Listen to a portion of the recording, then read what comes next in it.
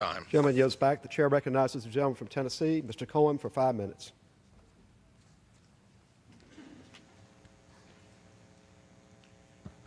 Thank you, Mr. Speaker.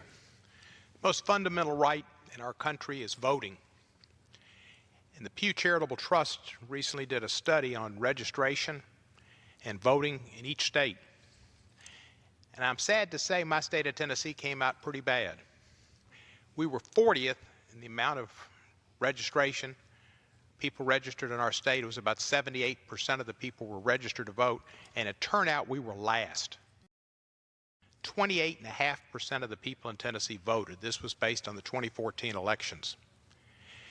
The 2018 elections will determine a lot about who sits in this House and who sits in the Senate, and eventually who sits on the Supreme Court.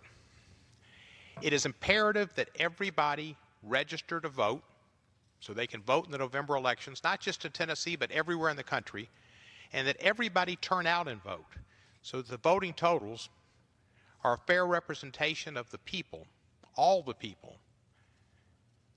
If we're going to have a House and a Senate that is representative of America. What occurred in Helsinki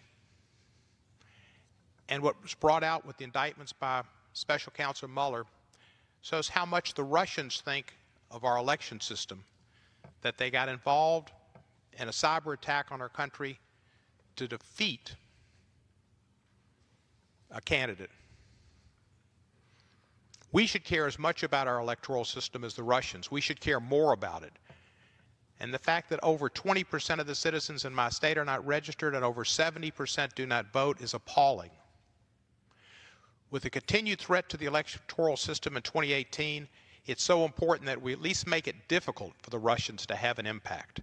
That means that each and every citizen needs to register and register others and make that their civic duty, and to vote as their civic duty and make their voices heard. Otherwise, this room will not represent America the beautiful. I yield back the balance of my time. Gentleman yields back. The chair recognizes the gentleman from